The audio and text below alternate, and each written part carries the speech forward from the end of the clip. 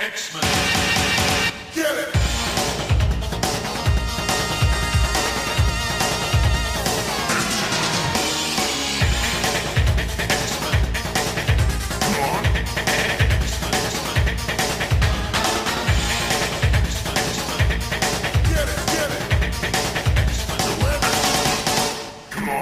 Hey everyone, and welcome to another exciting episode of Battle of the Atom.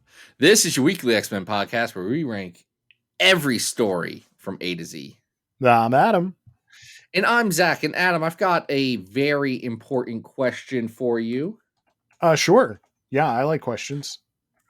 So on their seminal 1982 album, Screaming for Vengeance, do you know how Judas Priest opens? What's the name of the opening track and also the name of the art of the album art is? I don't know anything about any of that, so I'm sure you're going to educate me.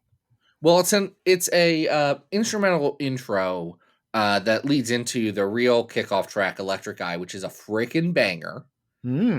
If you've never heard Electric Eye, I strongly encourage you to go listen to it. It's truly phenomenal.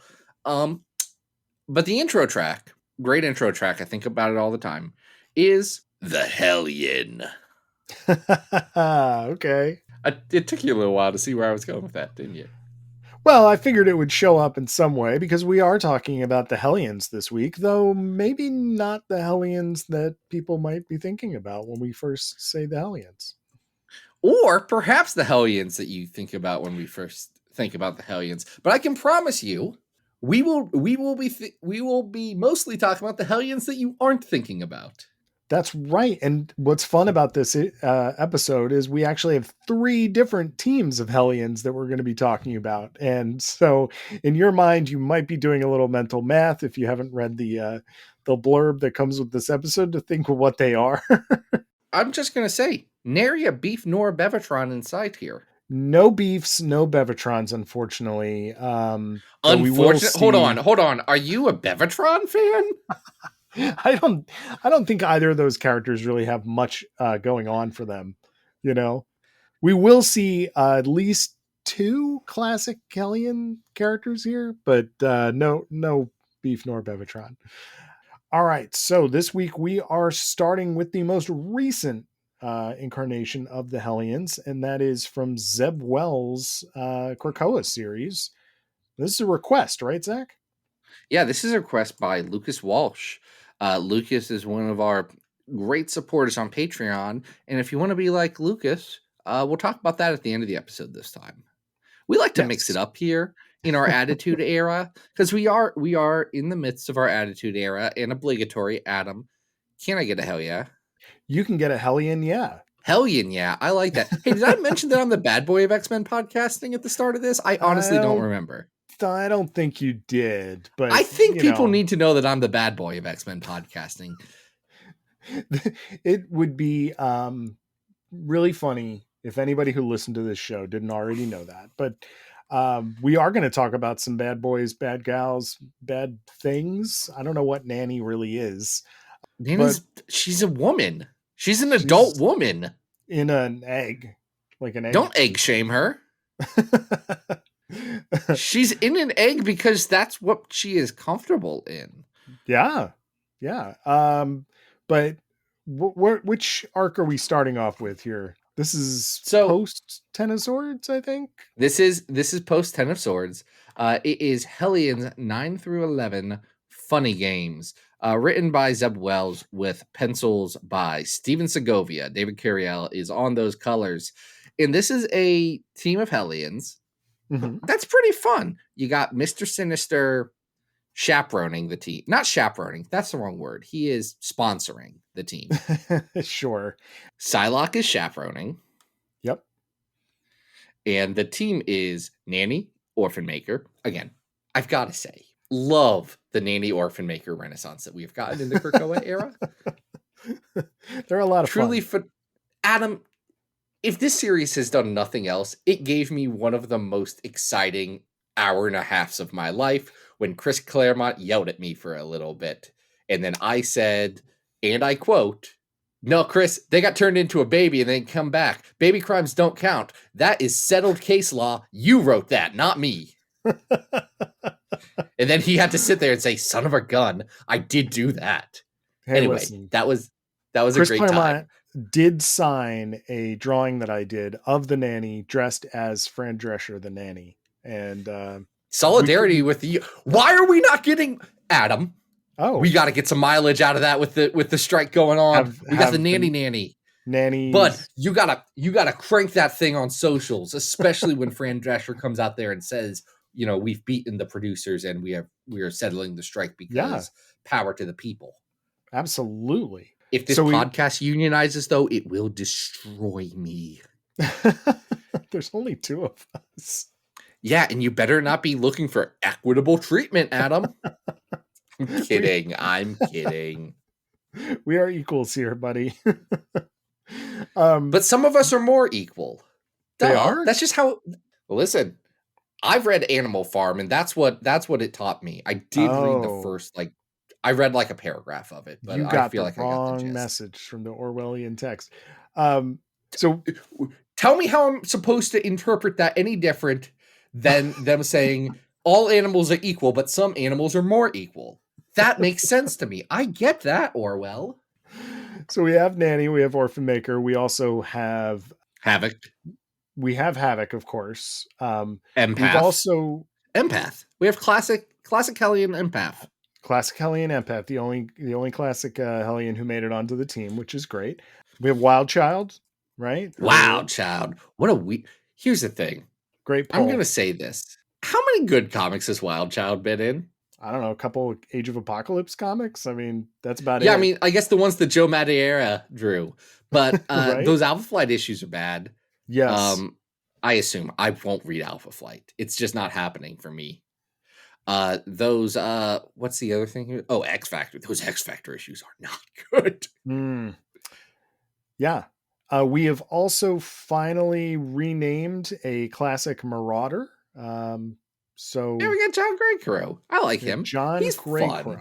Which the way that he's depicted here is fantastic. Just basically a brand new take on the character, and I think it's pretty solid. I mean, we say it's a brand new take, but what was his previous take besides guns? And also, I think he owned a diner? He was a murder man. Yeah, he just did murders.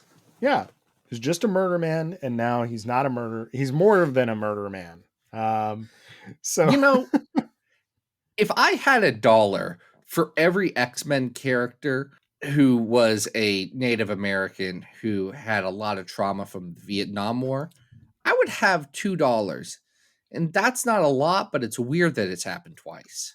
Claremont, he has his his things. He just revisits those wells. What can we say? But not the Claremont has his well, but this is Zeb Wells. And it's a different well. Yes, and Zeb is going to take our characters on an interesting mission in these issues because Sinister is visited by Mastermind, and this leads to an adventure with everybody's favorite Schlang villain. Arcade. I know that noise. I recognize that noise. Hey, Adam, I got a question for you, and this is a question for our readers too. Well, more of a statement. Did have you been reading Deadpool Batter Blood? I glanced at it. I do realize that there is a lady Shatterstar now who is the that's Shatterstorm, descendant of a Shatterstar something. I don't know, and I'm honest truth about that comic is Chad Bowers deserves an award for taking a bunch of what are very literally splash pages in trying to figure out a coherent narrative structure. At one point, the lettering pass says, wait, I thought I was using guns. Why am I using swords now? It doesn't matter. Amazing. Truly just like phenomenal work of, you got to get a freaking paycheck in here. Like, I love gotta ask, what does Batter Blood have to do with this story? Because Batter Blood has introduced Arcada, which is the Lady Arcade. Yes. So, we've got a shtick going in that book, right? We're just going to take existing characters and make them ladies. we've talked about how we like arcade though. Like everyone Love likes arcade. arcade. Yeah, and Stupid. arcade is If anyone, here's the thing. Can I tell you the one thing I never want to happen? to end up in Murder World. No, that'd be a fun way to go out. I never want arcade to end up in the Marvel Cinematic Universe because they will try and here's what because what I want from arcade is him to have a life-size pinball table. Yeah. Yeah. And they won't do that. They'll be like, well, what's the real, like the core VR version of arcade? Which we kind of get here, and I don't love that because again, if you're gonna use arcade,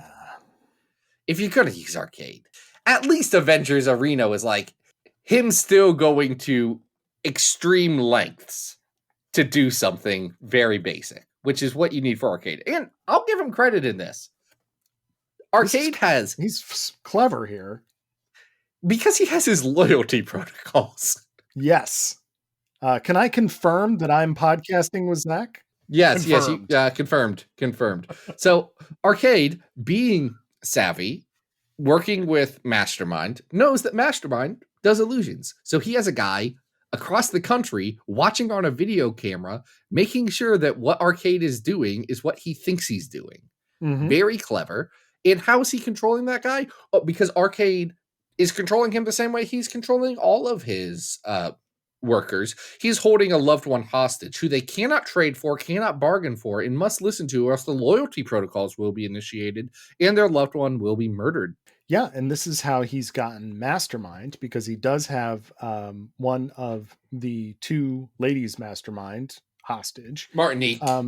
It's Martinique. And basically, instead of having Murder World is one of Mastermind's illusions. So there is a little less fun, I guess, because it's an illusion and it's not like a fun arcade game that's going to kill you, right? That you have to escape from. However, there's no roller coasters, there's no bumper cars, there's no evil version of the game where you throw the ball at the milk jugs. There's no. Yeah. Instead, this is more psychological torture. So each of the characters is going through their own, scenario. We have Havoc, who is being tormented by his love for Maddie. You have Psylocke, who's being tormented. Okay, you're saying torment. Hold on, you're saying torment. Steven Segovia and Zeb Wells know what they're doing when they're drawing those panels, and much like a different Judas Priest song on 1982, "Screaming for Vengeance," it's more of a situation where you bring me pain, but you give me pleasure. You're absolutely right. I maybe started with the worst example, but each of the characters is being tormented in some way, though Havoc really is having a good time. Psylocke's being tormented with dreams of her NFT daughter, which is... Right, who doesn't know her own name, so we know she's not real. And Psylocke eventually, even though it feels like it takes 40 years, is able to escape Mastermind's illusions, band the team together, break out of the little captivity they're in, and I guess save Sinister, because here's the thing. Sinister appears to be having been kidnapped by Arcade, when really... Want to be clear, when the Hellions get told that Sinister has been kidnapped, yes, they do not care. They don't. They say, Sage, why would you be bothering us with this? And she says, you're going. And it turns out that's an illusion. Sinister, well, Mastermind's been working with Arcade because of the loyalty protocols for Martinique. Right. Which I guess Martinique is canonically his favorite. I guess. But in this particular case, he seems willing to do whatever it takes to make sure she doesn't get killed. Yeah, well, it turns out, actually, Sinister knew about all this and needed Arcade's building so he could make a clone farm for schemes. Yep. So it's all a big trick, and by the end of it, Sinister says, so anyway, all of this is happening, and by the way, Psylocke, you're going to mind wipe your team so they don't know about this, and you're going to work for me, and no one's going to talk about it. The team loves how well they beat up Arcade. They sure do. What's funny about they this don't remember but they No. do love that. Yeah, the not funny part is that Sinister is promising Psylocke her daughter, right? Because he says he has the way to bring her back. Through the blockchain, Adam. pretty much. The funny. Do you think this daughter is fungible? I don't know. It's very confusing. I don't think this daughter is a fungible token. I believe she is non-fungible. At least at the moment. The funny part about this is that because Sinister has to play along and make Arcade believe that he's not being taken advantage of, this does lead to a scene where Arcade pulls out several of Sinister's teeth with pliers, and it couldn't have happened to a nicer guy. It's very indicative of the kind of like sick, twisted humor that Zeb Wells is playing with here, and I think it's really fun. I think this is a fun series, and I think that when it was coming out, this was probably the most consistent book that was hitting the shelves. I would say, however, I think it's consistent. I think it's consistently good, but I don't think this arc hits the level of great. And I don't know if, like, I like Hellions. I really like this book, and it'll reflect in the rankings. But I don't think it rises above being like, yeah, that was a good X-Men story. It hits that ceiling of that's a good X-Men story for me. Yeah, it's well written. It's great art. Segovia is great. Segovia is a great fit for these characters in this book, but I agree he just doesn't like astonish me, you know, like he's a good hand, and frankly, more consistent, more solid hand than someone. We don't need to do this 4 weeks in a row. There is a lot better character development in some of the other arcs. You know, this one is dwelling on the characters' pasts. And I feel like, you know, the arc is not very long. It's only 3 issues, but it probably could have gotten by with 2 and we'd be fine. It probably could. And I think you can either dig deep into everybody or into like one character's trauma and like bounce off the Psylocke and Grey Crow relationship stuff. But because you have to have the vignettes over to other characters like Nanny and the Orphan Maker or Empath or Wild Child, that takes up page space. And you don't get a chance to dig as deep as you would want. We talked about this a little bit in the Bendis episode we did recently. That's kind of the curse of when you do an arc where you break up a team. Well, you got to dedicate at least a page to what they're doing. And when you only have 20 pages and you have a team of 8 people, half your story is just checking in with what the cast is doing and moving their individual stories along at the level of like a weekly newspaper strip. Yeah. No, you're absolutely right. That's tough. I agree.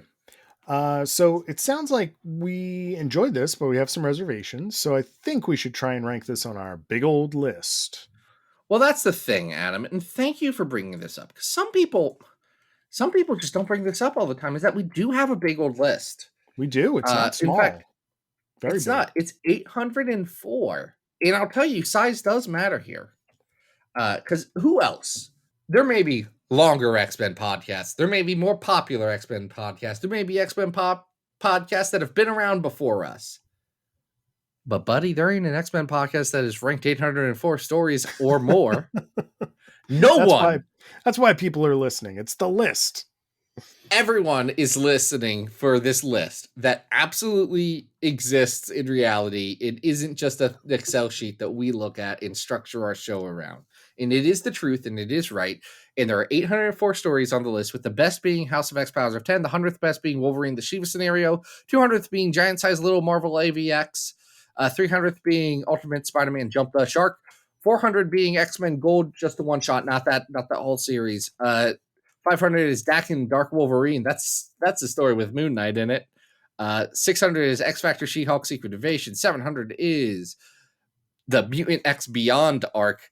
800 is X-Nation 2099, and 800 is 4. It's the worst X-Men story of all time. 2099 World of Tomorrow. Nice. All right. So is this a top 300 story? Yeah, it's definitely top 300. This is better Here's than the Brood Trouble in the Big Easy at 303? But you and me both know that Brood Trouble in the Big Easy is a bad story that has an incredible arc and is fun because it has that part where Gambit throws a pie at Bishop. Like, that's great. Mm-hmm. Ghost Rider's fantastic. The arc is incomprehensible. And every time we revisit it, we're like, yeah, I mean, it's not good, but we love it. Yeah, I don't know how high I'm going above this, though. Like, I don't think this is better than Fatal Attractions at 286. Really?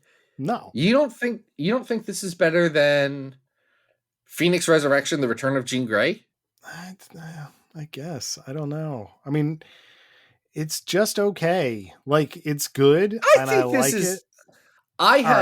This is better than the Negative Zone War at 274. It is better than Negative Zone War. Again, you're forgetting that Fatal Attractions was a comic book you read as a kid, not necessarily a good comic book all the time. It's very long also. Depending on which issues you read it's good and it's very terrible depending on what you're reading. Yeah, we're not talking about that cool part where Wolverine gets his skeleton ripped out. Yeah. I don't think this is better than the first 2 issues of Christina Strain's Generation X, though. That's interesting because I'm looking, because we don't have a ton of it on here, where is our highest or our lowest Krakoa era thing in this chunk? Oh, like I'm trying to see where the closest Krakoa-y thing. It's not that we haven't really done that much of it. Like, in most of it's in the top 200. And that's where I'm at 155 is Uncanny X-Men Revolutions. Revolution, not Chris Claremont's return to the franchise Revolutions, the Bendis stuff. It's below 155. That is my ceiling. So let's look. Wow, you're a lot higher than I am. I am, and I'm just looking like... I just don't think that this is, and I love this book. I do, but this is not the best arc. It's just okay, and it's got the characters, it's got the writing, it's got the zingers, Okay, I would go a little bit higher than you. Mm-hmm. I'm looking at where we have at 257 we have Old Woman Laura, which is another arc that I think this is kind of better than, but I would maybe put this below 246 in between X-Men Power Pack and Madripoor Nights. Wow. Do we have Madripoor Nights too low? It's possible. It's possible we have Madripoor Nights too. I'm going to give this to you. You seem to have more affinity for this arc than I do, but if that's where you want to put it, I'm okay with it because I do like this book. I'm gonna throw one other thing out there at you. This X-Men is better 70 than Homecoming. Orphans of X. I don't love Orphans of X. I think Orphans of X is. I think that's better than this.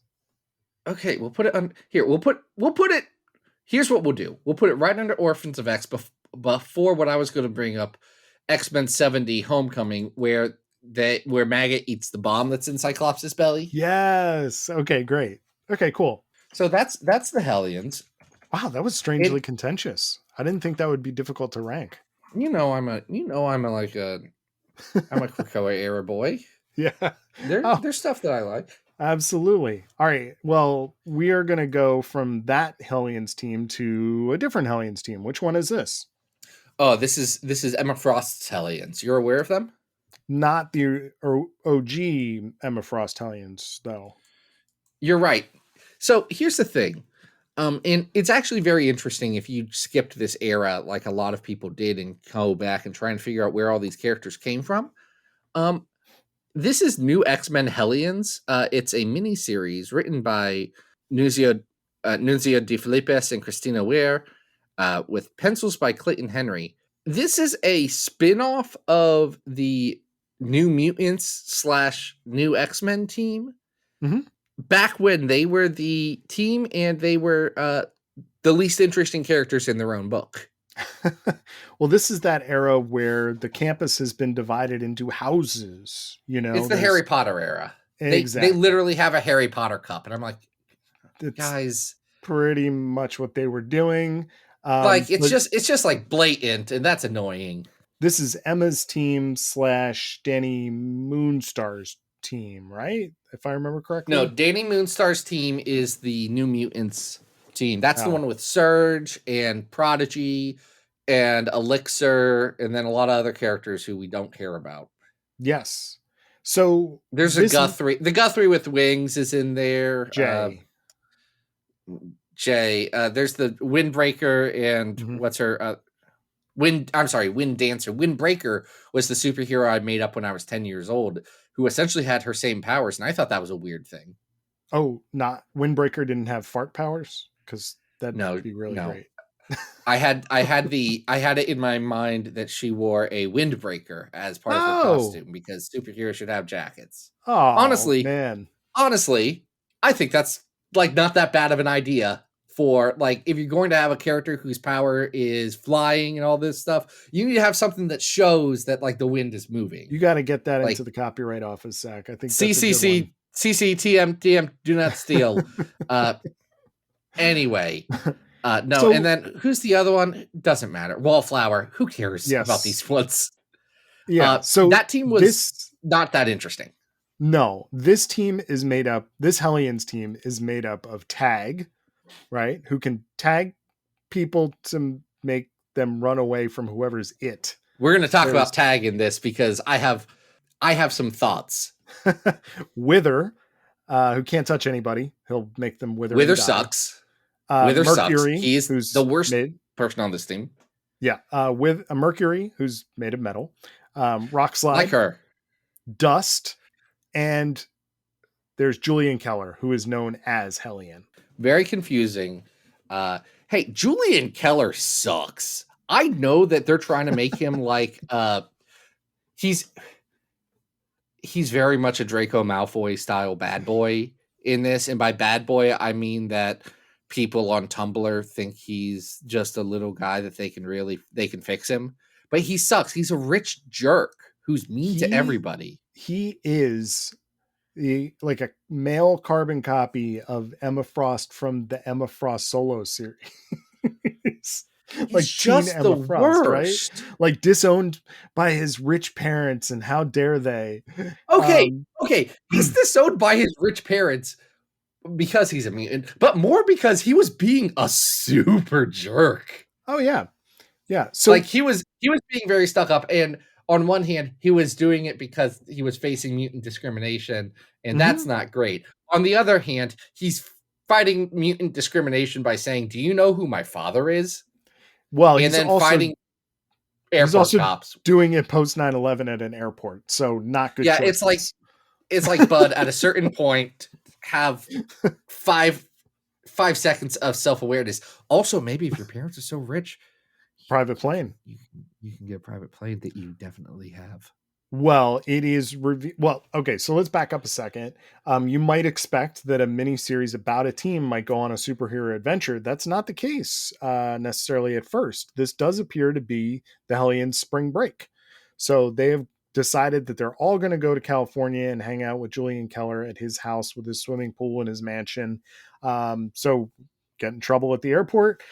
Realize when we get out of the airport that they got to take a cab. What's going on? And it does turn out that, as Zack mentioned, the Kellers seem to have kind of disowned Julian, but they're all allowed to stay, right? They discover it almost feels like a Runaways plot. This part was very much a straight up ripoff of Runaways, right? That the parents have gotten their wealth via another character who's the primary villain of this series, and that is the Kingmaker. The Kingmaker grants wishes, but obviously there's a catch, and he always wants something in return. So in this case, he is able to do things like reunite Dust with his mother, psychologically contort Mercury's parents so that they love her again, things like that. Give Rockslide a wrestling contract. Okay, here's the thing. This bothers me. Can I tell you why? Yeah, please. Because there's already a superhero wrestling league. It's unlimited class wrestling. UCW in the Marvel Universe. And it's friggin' weird that they invent a second one instead of using the one where D-Man is in it. It doesn't make a lot of sense. The Thing fought for UCW. I'm sorry. Please, guys, the editor. Who's the editor on this? It is Sean Ryan, Nick Lowe, and Mike Martz. Somebody's got to know. Sean Ryan, I don't know you. Nick Lowe, Mike Martz. Guys, you knew Tom Brevoort really well. Nick, you still work with him. You think Tom Brevoort, who I don't particularly have like much thoughts on one way or another, you think Tom Brevoort couldn't have looked at this script in a second, said, "Why aren't you using Unlimited Class Wrestling? We already have one of these, and it's great, and you should use it." It's an interesting thing to see how each one of these characters chooses their wishes. Unfortunately, once they make their wishes, they now have to go and break in to a secret facility and steal a bioweapon that is currently being stolen by Shield's secret Shield agents. They're mercenaries. They're mercenaries right now. Thank you. It's your favorite character. Diamondback. Okay, no, Paladin does suck, but I like Diamondback. Diamondback is I like Diamondback. Yes. Diamondback's great. She's a union girl. She's part of the Serpent Society, as we all know. The only unionized group of supervillains besides all of the police. And they have to steal this for S.H.I.E.L.D. And a lot of time, Paladin brings up, "Hey, Diamondback, didn't you used to date Captain America? What's up with that?" And she's like, "Shut up, Paladin. No one likes your style." See, this mini does have its charms. There is some like humor that does land over the course of these 4 issues. It doesn't always work, but essentially what happens is the Hellions team does steal the biohazard. They destroy it so no one can use it, but they trade it back to Kingbreaker as in a broken form so that he never bothers them again. And it's heartbreaking, but it's just the way it has to go. Just to be clear, Kingbreaker would have continued to bother them again, except for Emma Frost finds out that her students are in trouble, corners him in a limo, and says, first name, who I don't remember his real name, but she doesn't bother calling him by his made up name. She says, "Listen, don't mess with these kids, or I'll Emma Frost you." That's great. I have some quibbles with this. Yeah, please. I think most of the people's wishes make sense. Julian wants to be a superhero, which is annoying, but whatever, I get it. He wants to be the center of attention. Dust wants to find her mother. Wither wants to not kill everything he touches. All that makes sense. It does suck that Tag's wish is, I just want all my friends to still like me when they go do their thing, because for the entirety of New X-Men, Tag was also on the team. He was their black friend. Yeah. And there is enough of that in, like, he's like the worst version of Sync. Like, Sync has turned out to be super cool nowadays, but in Gen X, it was really frustrating when Sync never got anything to do and everyone else did. Like, it's a common thing. And that's, in this mini, I noticed that years ago when I first read it. I was like, really? That's what you're going to give to Tag? Because he has a fun power. Hey, you got to run away from me. That's fun. You can do stuff with it. It's super fun, and he's learning like new applications for it in the course of this mini too. But I agree with you that of all of the wishes, which some of them are lame, like you can wish for literally anything, and it's okay. But Tag, hold on. If you're talking about Rock Slide's wish, that's an incredibly character thing. It's very in character. Yeah. Like, I totally buy it 100%. Yes, that I buy. I think later continuity has established that he probably wished that he had a penis again. But the fact that Tag basically wishes to become the rest of the team's PR agent is weird. It sucks, actually. Yeah.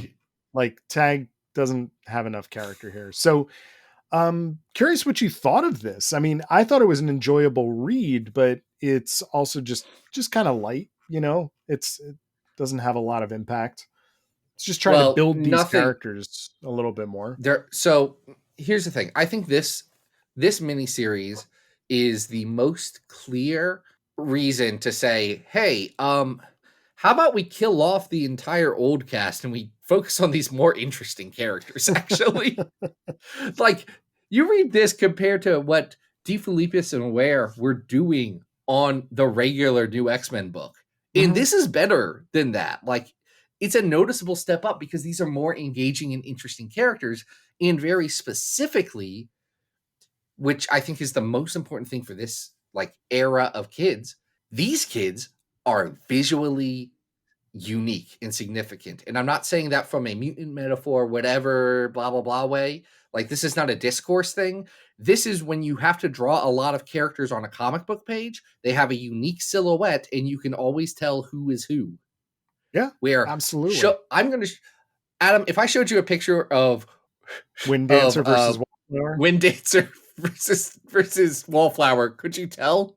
Could you I don't tell know. the difference between those two? Depends. But I agree with you. I think these are interesting characters. And I mentioned Runaways before, but this 4-issue mini does strike me as the kind of thing that you could put into a trade, make it in digest series, and like a young adult audience who's interested in superhero comics would probably get a really big kick out of it. You know? Oh, here we go. By the way, Adam, I sent you a link. Okay. Did you get the link? No, it just says your name. Oh, that's weird. Oh, hey, here we go. Click on this link. Tell me which one is Wind Dancer, which one is Wind Dancer Wallflower is the brunette, correct? I think that's also right, but okay. All of these characters have the same haircut. Hey, look at Wind Dancer, Elixir, Surge, and Wallflower's hair. They have the exact same hair. All of them. Yep. They have the same bangs. I'm looking up Laurie Collins Wallflower here, and she has blonde hair. I am right. Okay, I got it right. I feel good about that.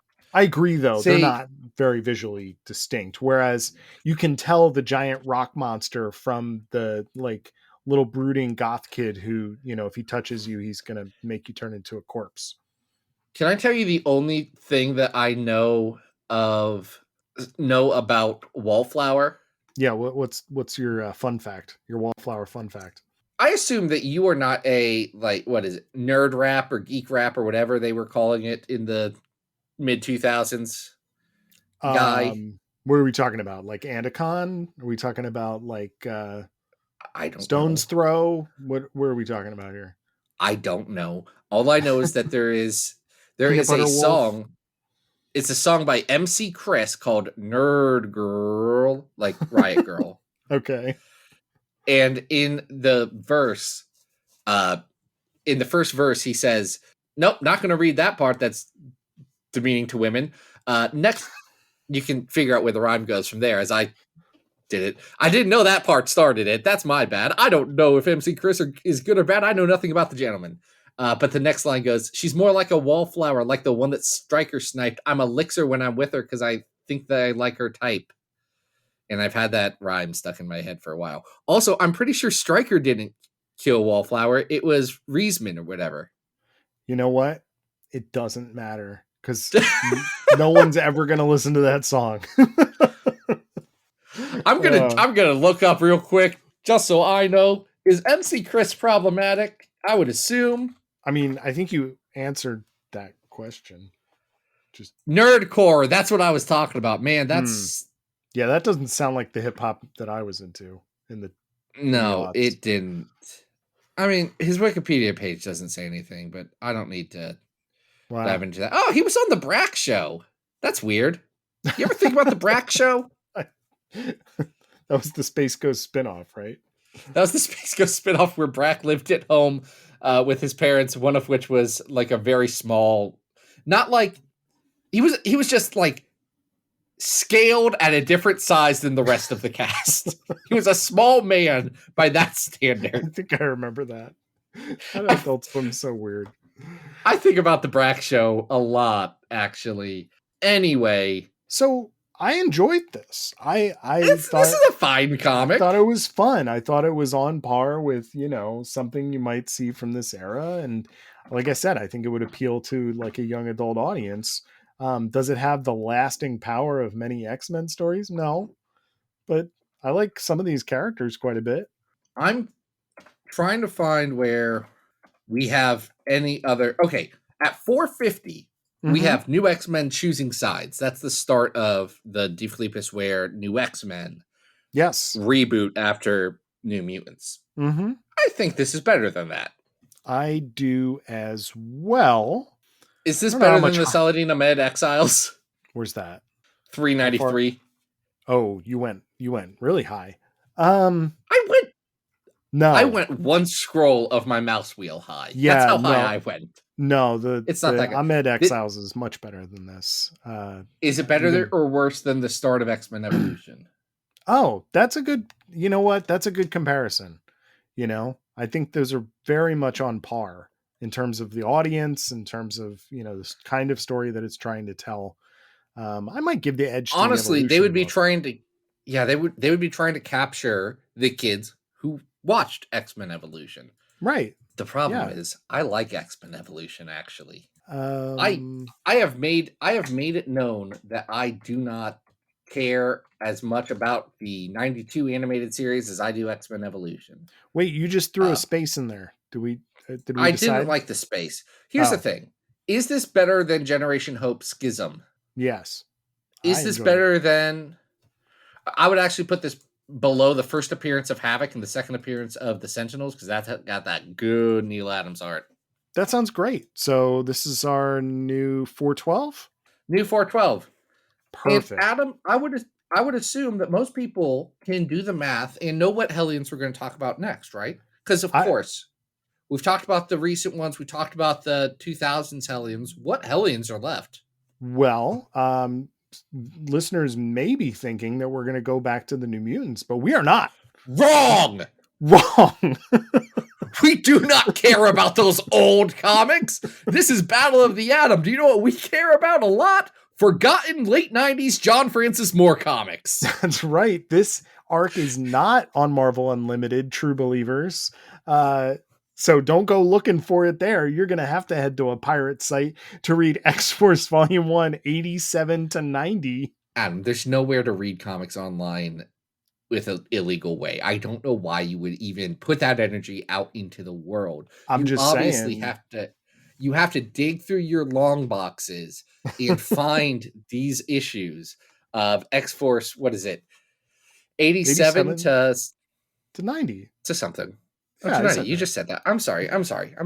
No, it's okay. This is called Armageddon Now. And John Francis Moore is following up on a, like, not even a plot thread, like a plot asterisk that was out in the world since 1994, 1995.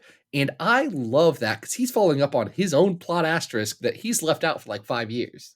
He sure is. Did we mention that Jim Chung is drawing this arc with? We didn't mention that Jim Chung's drawing this. People are like, Zach, why do you talk about the John Francis Moore X-Force road trip stuff like it's so good all the time? Because it's got friggin' Adam Polina and Jim Chung.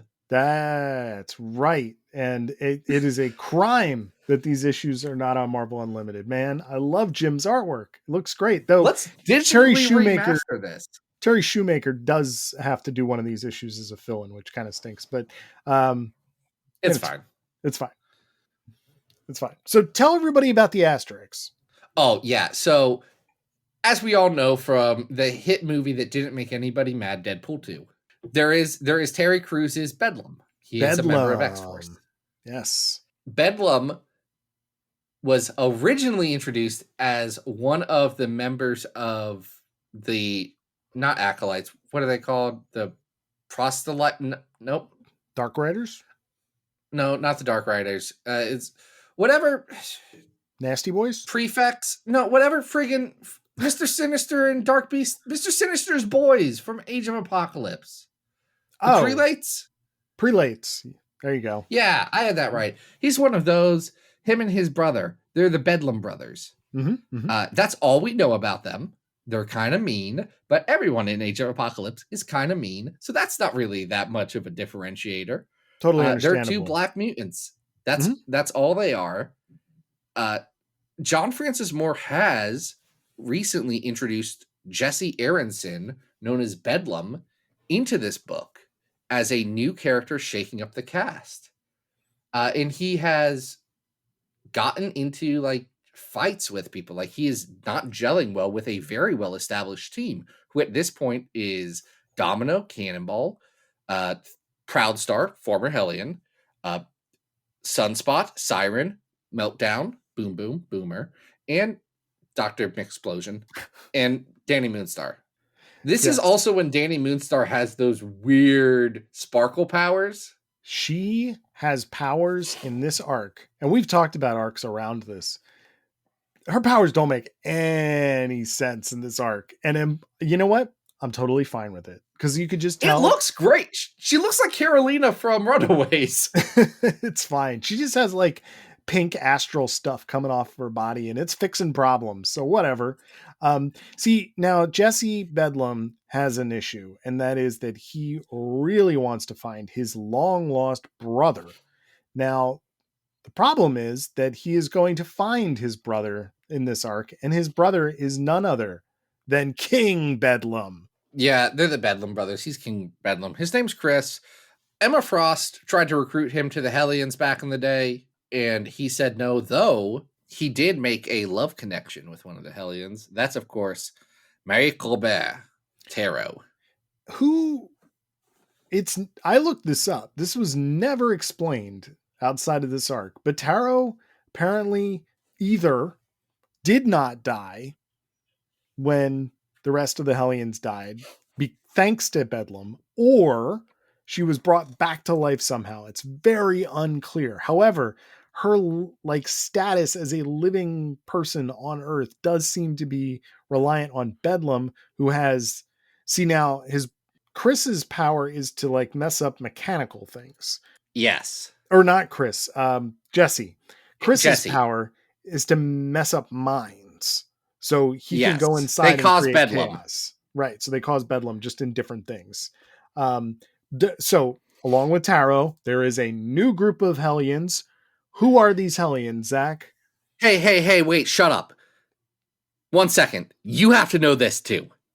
And our listeners need to know this, because I feel like part of what our listeners like about this podcast is that we bring just the dumbest facts about the Marvel Universe to the forefront.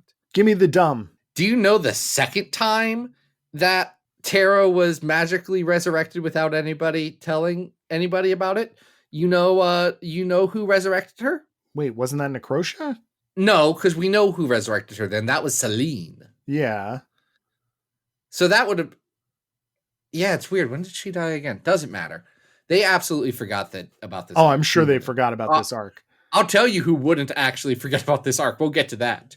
Because it's shockingly a lot of people. Guys, this is going to be the Wiki Wormhole section of the podcast. Yeah, hit me with this. I got to know. Oh, it's Penn Jillette. Penn Jillette from Penn and Teller? Oh, yeah, from Penn and Teller. Okay. Please tell me more.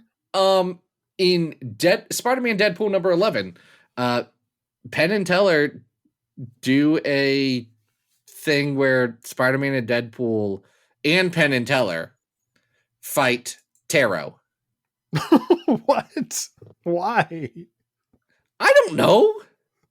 That's so weird. Because they wanted to do a Vegas theme and she does cards. Whew, okay. Wow. That's anyway, weird. Again, if she had $1 for every time that she came back under mysterious circumstances, yeah, she might have up to $4. I think we're up to $4 there. She comes back a lot. Yeah. She's probably the main member of these. Well, one of the main members. Actually, there's a handful of main members. Here's the people you already know about. Farrell is here. Oh, yeah. Farrell is back, and Farrell is pissed, as always. I actually kind of love that Farrell's like, yeah, I also hate all of you. You know that, right? Yes. Like, we are not friends. Also not That's friends is Magma. Magma. Not happy. Alison Cressmere.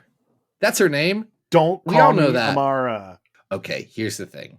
Magma is the worst of the New Mutants. So I think it's kind of great that she sucks in this. Like, she's also brought back to be this spoiled brat. She's like, I want to go back to when I was a princess. This sucks. She's been gaslit for her entire existence. It makes sense that she is pissed. We are also joined here by Switch, who can switch bodies with you. Do you know who hadn't forgotten about Switch? Apparently Cy Spurrier, because that's the character from Legion of X, that first arc, which we're not ranking here. No. And the wild choice. Final member of this Bedlam's Hellions is a techno-organic creature known as the Paradigm. Don't learn. You know who did forget about the Paradigm? Warren Ellis. Apparently brought him back. That's astonishing, right? I was telling Adam before this, I have no recollection of that story. That's okay. Apparently he only brought his head back. So something happened to Paradigm. Very funny, actually. That's great. I like that. Anyway, King Bedlam wants the new Hellions and X-Force to team up. Sure. Because he gives a very good speech about how mutants shouldn't have to hide and shouldn't have to be oppressed, and that the Sentinels and Operation Zero Tolerance is really bad. He's making a lot of excellent points. Except that's not actually his goal. No, he then immediately says, actually, I don't believe in any of that stuff, and tries to do chaos by unleashing another mutant, an old mutant. Yes. That's the Armageddon Man. Adam, what do you know about the Armageddon Man? I'm guessing this is a Silver Age character. I don't really know anything about him. They explain what he is. Adam, it is not a Silver Age character, which I was actually also surprised with. This is not an existing character. No. He was put in suspended animation by the government. Exactly what he says. He has powers to like make the weather bad, but like cause Armageddon. And, he basically causes natural disasters just by like standing around. Hey, do you know who hadn't forgotten about Armageddon Man and in fact made him a center point in a couple of large arcs? The answer, Steve Orlando in X-Men Green. Oh, really? I haven't read that far in X-Men Green. Wow. X-Men Green is a mixed book that I think, or a mixed kind of like, it's not even a book, but I think it suffers from being tossed around from writer to writer for a while. Not necessarily like that's just what happened. But it means that it doesn't explore exactly what I want it to explore. And it does end up being kind of just a route superhero story. And I feel like all of Nature Girl's biggest fans would probably be upset about it, but it's also the second most interesting thing she's ever gotten to do. The most interesting thing is when she got to be in Age of X-Men as one of the X-Men because Zach Thompson loves plants.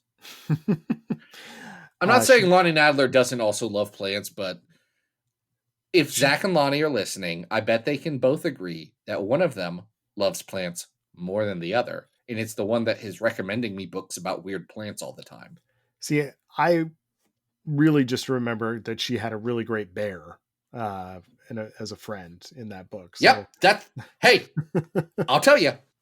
And I mean this with all the love in the world. That's more interesting than X-Men Green. Well, it's just the bear's so good. To your point about Orlando, I mean, I don't think there's a corner of the X-Men universe that Steve Orlando is not excited about pulling a character from. So it does not surprise me that the Armageddon Man same back. Wavelength. Him and I, same wavelength. Vibes. We're right there. I understand. Yeah. Domino has been switched with Switch. Once they figure that out, they realize, oh yeah, this is all not great. X-Force has to fight the Hellions, has to defeat the Armageddon Man. Danny uses her crazy weird powers that don't make a lot of sense to like put everything back in a bottle. There is a kidnapped senator at some point here. He used to work for A project you may have heard of recently called the Manhattan Project. Oh, very timely. Yes. Very timely. Very timely. Yes. Barbenheimer, I Mhm. guess. Sure. Everyone's talking about it, and I'm like, it's just 2 movies. Listen, bet they're I'm both excited fine. to see both of those, but I only had time to see Mission Impossible 7. So I made a choice. Love that for you. Here's Thank what you. I did, Adam. And I Yes. told you this. My wife and sister went to see Barbie. I didn't. I thought I was going to be busy, and it turned out I wasn't. But Mhm. they already bought tickets, so I didn't go. I instead watched the movie Barbarian, Yeah. which was fine. Oh, I love I Barbarian. thought it was okay. I thought it was fine. It's That's just a lot of fun. it Zach, was you fine. know what you missed out on is seeing that in a theater because the audience reactions to that movie were crazy. I'm going to say this truly. I don't think I ever need to see a movie in a movie theater for the rest of my life. I feel so Wow. content. Okay. I'm you do not a you. movie like lover like some people. I don't enjoy cinema. You know I'm fine I'm watching a something movie on my guy, phone. so that I I know can't you vibe with are. that. But I appreciate it. I understand, especially post We respect pandemic. each other here. Yeah, absolutely. And I respect this arc of X-Force because I thought it was a lot of fun. I love looking at Jim's artwork. I think this era is Early a lot. Jim Chung is wild. It's just like because he looks like Jim Chung. Yeah, but it's got like everybody's still got kind of like a cartoony quality to it, but it's still very detailed. And I just enjoy the way he depicts these characters. I do appreciate the way Francis Moore is writing these characters. There's some great interactions between both. They feel like friends. They feel like people. Yes. Like yes. There's a very human quality to it. And it honestly, it's a lot like X-Men 2099 in that they're all just kind of vibing. Like they're being around and things are happening and they're like, okay, I guess this is what we're dealing with now. There's some interesting stuff and there's some repercussions for the long-term thing. One, it embeds Bedlam into the team because he has to stand up against his brother and say, actually, no. And Jesse Bedlam will be a major player on X-Force until the end of this run, until until the entire team gets changed over for the Milligan X-Force. And then Jesse is murder killed on the Xavier lawn during Holy War. But terrible. Listen, in the long history of times that we've murdered Jesse Bedlam. Wow. The black characters on this episode not doing so well. But well, that's comics history for you. It's not good. We just have to accept that is what happened. Yeah. So I enjoyed this quite a bit. Did you enjoy it more than Siren, who got her throat ripped out by Feral? Oh, I forgot about that. Yes, Siren.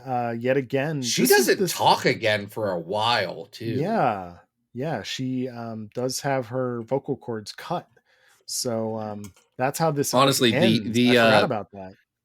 Yeah, honestly, the next issue, 91, is a silent issue, and it's really good. Also, 92 has Halloween Jack. Adam, we need to have an excuse to talk about some other John Francis Moore stories. I forgot Halloween Jack came back. Gotta love it. Man, I love how we've tapped into the zeitgeist of Halloween Jack. I don't know if that's a zeitgeist. I just said that. Again, do you know the zeitgeist of Halloween Jack fans? It's us, and it's Steve Orlando who put him in a comic book this year. Yes. All right, so let's try and rank this. I enjoyed this more than the new X-Men Hellions mini that we just talked about. I also enjoyed this more than the new X-Men mini. Okay. Let's see. We got some other JFM stuff around. Is it weird that like there is stuff that it's like the John Francis Moore 2099 or X-Men? It's like, yeah, we can tell where the flaws are, but we like it. Oh yeah. I mean, I'm going to go out on a limb, and I know you really like that Hellions arc that we started the show with, but I like this more than that. I would honestly say, Adam, you're in the right area, but I think maybe that Hellions arc is a bit more coherent and better. Okay. And taps into some emotions more, but I think you're at about the right spot because I was looking at 263, the road trip, the start of the road trip era. Oh yeah, where where Warpath goes to hell and has to fight Strife, who murdered his entire tribe. Yeah, I think this is better than that, but not as good as the Age of Apocalypse Exterminated mini. The Okay. Latham one. Yeah. How do you feel about it compared to New Mutants number 37, If I Should Die? Which one's New Mutants number 37? Is that the one right before I think that is. Oh, that's the one. No, that one's better. That's the one where the Beyonder kills them all. That's better than this. Okay, so we know where we're putting this on the list. This is going to be Yeah. our new 263 X-Force JFM. 87 to 90 Armageddon Now. Check it out if you can. If you can find it. Classics buried. You know what? That's what we're here. We're here to separate the wheat from the chaff and show everyone all of the good times that you can have with your friends on the X-Men. And I had a good time with my friend Adam on this one. Heck yeah. And we want to thank everybody for listening. Now, Zach, you did mention earlier, before we got into our Hellions chat, that there was a change coming to the Patreon. Do you want to talk about that? By the way, I want to thank Patreon supporter Lucas Walsh. If you want to be like Lucas Walsh, listen up. So we are making a bit of a change to how we're handling the Patreon moving forward. It has been tied to the website Comics XF, and while we are still posting there and still both actively involved with that team and have a lot of great feelings, we've all made a decision just for keeping everything clean and tidy to separate that. So we are going to be redoing the Battle of the Atom Patreon and changing this into Battle of the Atom Patreon, and Comics XF is going to continue on a different one. What we're going to do is we're going to link to that in here.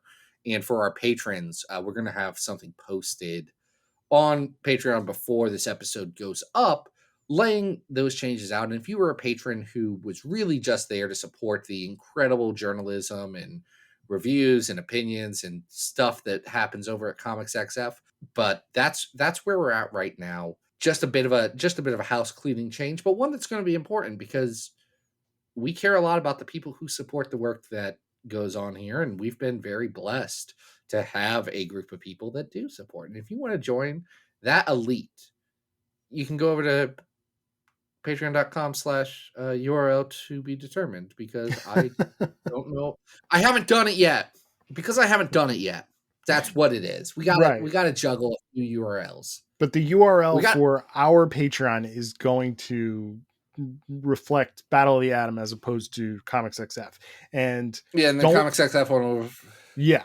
So we don't want anybody to freak out, right? In fact, we hope you can support both Patreons if you're fiscally available. Super hope you do. But tell your friends, support the show. Tell your enemies. So tell everybody, support the show, support the website, and we're looking forward to exciting things to come. I say double dip, frankly. That's what I would say. That's my advice. Oh, and here's the secret. Oh, the new Comics XF Patreon is going to be better managed than whatever dingus was running the last one. That dingus is me. We got a new dingus running the new Patreon for Comics XF. We've got a new dingus running the new Patreon, and it's a great dingus. And if you want to support that dingus, patreon.com for Comics XF. Go to that. Adam, what do you got going on besides this? Well, I am always on social, Instagram, Adam.rec, Blue Sky, Adam Rec, Twitter, whatever Twitter is now. It's called X, and I don't like that. I won't call it that, Arthur Stacy, but we're still posting podcast updates there. And comics. It does automatically get posted, and that would be going through some of the website stuff, and that seems like a challenge. Yeah, so, I'm sure you'll still see posts there. Anyway, follow on socials. Don't try and follow Zach anywhere. Don't follow me. Adam had to cut out a part in the last episode where I doxed myself. So I did, and I did a good job of deleting all of that too. I was protesting against it because I trust you, but Zach trying to dox himself. So next week we are both away. So no new episodes, but we will return in due form. What is going to be on our next episode, Zach? Our next episode, which may come out in 2 weeks, may come out in 3 weeks. Who knows we're in our attitude era. Hell yeah, we're gonna do what we want. Hell yeah. It's an iBoy episode. Yeah. All right. My longest iBoy ever. Love it. Oh, I'm excited about that. Trevor is funny because he's covered in eyes. What a guy. What a pal. But until then, folks, this has been Battle of the Atom, and we hope you survived the experience. Get it!